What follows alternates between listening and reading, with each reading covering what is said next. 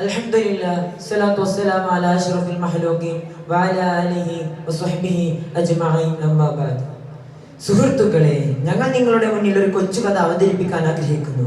കൽവുള്ളവരെ കരയിപ്പിക്കുന്ന വേദനയിൽ ചാലിച്ചെടുത്തൊരു കഥനകഥ. ഞങ്ങളുടെ കഥയുടെ പേര് അടർക്കളത്തിലെ ധീരസിംഹം. അതെ, അടർക്കളത്തിലെ വീരസിംഹം. വിസ്മയും ഹംദും ഓതിടാം, സ്വല്ലി സ്വലാത്തു മുരത്തിടാം, ചരിതക്കിസ്സ നിരത്തിടാം, കഥകൾ തുടങ്ങിടാം.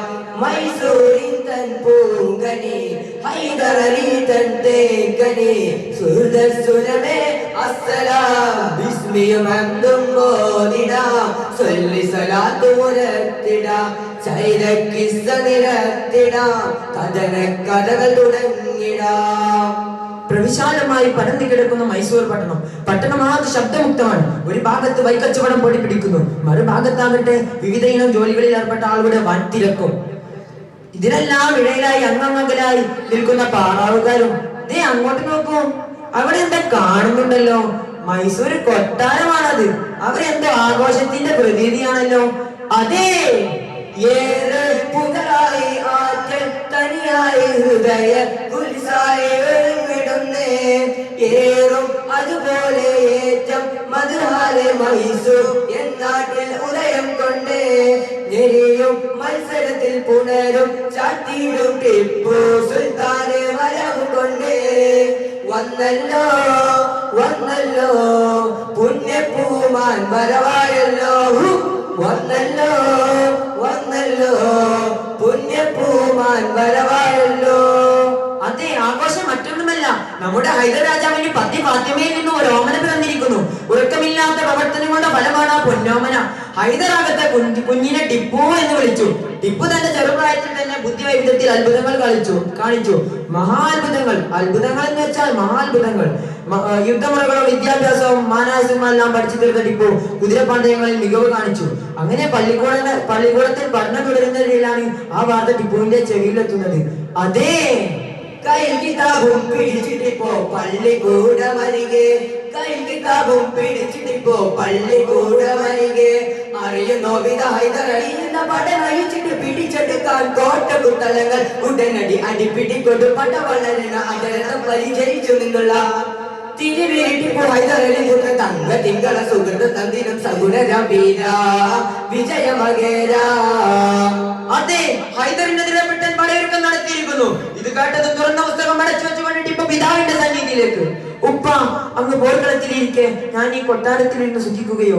ഞാനുമുണ്ട് പിതാവെ അങ്ങയുടെ കൂടെ, അങ്ങ് അനുവദിച്ചാലും. അത് കേട്ടത് പിതാവ് ഞെട്ടി. എന്ത്, ഇത്ര ചെറുപ്പത്തിൽ നീ യുദ്ധകളത്തിലേക്ക് വരികയോ? എങ്കിലും ആ കൊച്ചുമകന്റെ നിർബന്ധത്തിന് മുന്നിൽ ഹൈദറിൽ മടങ്ങിക്കൊടുക്കൂ. അങ്ങനെ 7000 പടയാളികളുമായി 17 മംഗലാപുരം ലക്ഷ്യമാക്കി കുതിച്ചു. ബലിഷ്ഠമായ മംഗലാപുരം കോട്ടയുടെ കുത്തലങ്ങളിൽ നിന്ന് ബ്രിട്ടന്റെ വയറെടുത്ത് ബോംബെയിലേക്ക് കെട്ടിക്കൊടിച്ചു. 1754 മൈസൂർ നാട്ടിൽ ഒരു യുദ്ധം പോലും നടന്നിട്ടില്ല. അതിനൊരു കാരണം ഉണ്ടായിരുന്നു. എന്താണെന്നല്ലേ?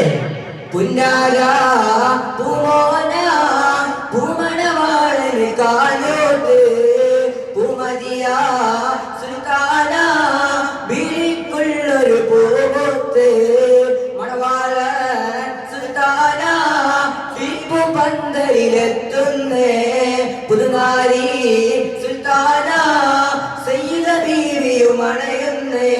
ആയിരം മുമ്പിലോടെ ലങ്കട സുന്ദര സുരവിതരാവാണേ, ആയിരം ലങ്കട സുന്ദര സുരവിതരാവാണേ. അതെ, മറ്റൊന്നുമല്ല, ആ വർഷമാണ് നമ്മുടെ ടിപ്പുവിന്റെ വിവാഹം നടന്നത്. ചുവന്ന് തുടുത്ത മുഖം, വടിവെച്ച ശരീരം, സുന്ദരനായ ടിപ്പുവിനെ ആഗ്രഹിക്കാത്തവരെ ആരും തന്നെ ഉണ്ടായിരുന്നില്ല. അങ്ങനെ നമ്മുടെ സുന്ദരനായ ടിപ്പുവിന്റെ ജീവിതത്തിലേക്ക് വധുവായി സുൽത്താൻ അധികം കടന്നു വന്നു. അങ്ങനെ ആഘോഷങ്ങൾ പൊടിപിടിക്കുന്നതിനിടയിലാണ് ഇന്നാലില്ലാഹ് എവരെയും ദുഃഖത്തിലാഴ്ത്തിക്കൊണ്ട് ഹൈദരലി ലോകത്തോട് വിട പറഞ്ഞത്. പിന്നീട് ടിപ്പു അധികാരത്തിലേറി. ടിപ്പുവിന്റെ അനന്തമായ പടയോട്ടമായിരുന്നു. മൈസൂർ സാമ്രാജ്യം പടർന്നു പന്തലിച്ചു. ബ്രിട്ടൻ ഒരു പേടി സ്വപ്നമായി മാറി. ബ്രിട്ടൻ പണി 18 എടുത്തു ടിപ്പുവിനെ തോൽപ്പിക്കാനുള്ള. പക്ഷെ യുദ്ധം അസാധ്യമാണെന്നറിഞ്ഞ ബ്രിട്ടൻ ഒറ്റുകാരെ ചാക്കിട്ട് പിടിച്ചു. വലിയ സൈന്യം തന്നെ തയ്യാറാക്കി വെച്ചു. ആ മാന്ത്രികാമാലകൾ ടിപ്പുവിന്റെ ഓരോ നീക്കങ്ങളും കൈമാറിക്കൊണ്ടേയിരുന്നു. പ്രതീക്ഷിച്ച പോലെ സ്വച്ഛമായ പോരാട്ടം തന്നെ അരങ്ങേറി. വാളുകൾ തമ്മിൽ ഏറ്റുമുട്ടി, ഇരുട്ടുകൾ തോക്കുകളിൽ നിന്ന് വടിയുണ്ടകളിൽ നെഞ്ചിൻ കുറുകൾ തകർത്ത് മുന്നേറി. എങ്ങും മാർപ്പുവിളികൾ, എങ്ങും മാർത്തനാദങ്ങൾ. യുദ്ധത്തിന്റെ മുറകളില്ലാതെ ഒന്നും തന്നെ കേൾക്കാനില്ല. എല്ലാ വെടിത്തോക്കുകളുടെ പ്രത്യാഹങ്ങൾ ബ്രിട്ടന്റെ സൈന്യത്തെ ചിതറിത്തെറിപ്പിച്ചു. പക്ഷേ ഒറ്റുകാരനായ മന്ത്രി മീർ മൊയ്തീൻ ഒരുക്കിയ ചതിയിലൂടെ വീണ്ടും ബ്രിട്ടനകത്ത് കയറി. ഈ സമയത്ത് ഒരു ബ്രിട്ടൻ സൈന്യം ടിപ്പുവിന്റെ സൈന്യത്തിലേക്ക് വന്നു. ടിപ്പുവിന്റെ ചെവിയിൽ എന്തോ മന്ത്രിച്ചു. പിന്നെ ഒരു ഗർജനം. ശത്രു കണ്ടവങ്ങളിൽ കോട്ടയും പുഴുകിയും കൃത്യനാം പറഞ്ഞത് ടിപ്പു നെട്ടിയെ വീരനടലാണിക പഠന നീലനയിച്ചിലെ ശത്രു സൈന്യമേറെയും പകച്ചതിൽ നിന്നിലെ ഞൊടിയുടെ വെടിയുണ്ട പൊതിച്ചിടുന്നേ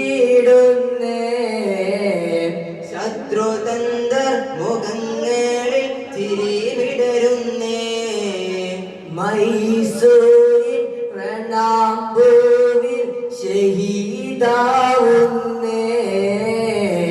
ആലമാകെ ടിപ്പുവിൽ സലാമോതുന്നേ. ടിപ്പു പൊട്ടിത്തെറിച്ചു. ആരവിടെ? എന്റെ ടൂൾസ് പടവാളും ഇരട്ടക്കുഴി തോക്കുമായി ടിപ്പു കുതിരപ്പുറത്തേക്ക് ചാട്ടിക്കയറി. തന്റെ നേരെ വന്ന ശത്രുക്കളെ ടിപ്പു അരിഞ്ഞു വീഴ്ത്തി മുന്നേറി. ഈ സമയത്ത് ഒരുത്തൻ വിളിച്ചു പറഞ്ഞു, ആയുധം തിരികെ വെച്ചാൽ മാപ്പ് തരാൻ ഞങ്ങൾ സന്നദ്ധരാണ്. ഇത് കേട്ടതോടെ സിംഹത്തെ പോലെ ടിപ്പു അലറി. ഇല്ലടാ, ഒരിക്കലും ഇല്ലടാ. ഭയന്ന് വിറക്കുന്ന ജനങ്ങളാൽ ഈ ടിപ്പുവിന് ഇഷ്ടം സദൈര്യമുള്ളവനാണ്. ഇതറിഞ്ഞതും കോട്ടയുടെ കുത്തരങ്ങളിൽ നിന്ന് ശത്രുക്കൾ തുരുതുരാവടി ഉതിർത്തുകൊണ്ടേയിരുന്നു. സുബ്ഹാനല്ലാഹ്! അതിലൊന്ന് സുൽത്താൻ നെഞ്ചു തുളച്ചു കയറി. സുൽത്താൻ നിലം പതിച്ചു. രക്തം പ്രവഹിച്ചുകൊണ്ടേയിരുന്നു. ഈ സമയത്ത് തനിക്കു നേരെ വന്ന പട്ടാളക്കാരെ അദ്ദേഹം അരിഞ്ഞു വീഴ്ത്തിക്കൊണ്ടേയിരുന്നു. താമസിയാതെ ഒരു വെടിയുണ്ട സുൽത്താന്റെ ചെവിയുടെ മീതെ തുളച്ചു കയറി. സുൽത്താൻ നിലം പതിച്ചു.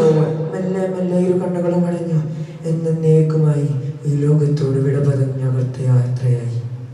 മഹിപറ്റവൻ പിഴത്ത ജനങ്ങളിൽ വഹിച്ചുള്ള ധീരരെ കഥ ഞങ്ങൾ നിർത്തിയിടുന്നേ.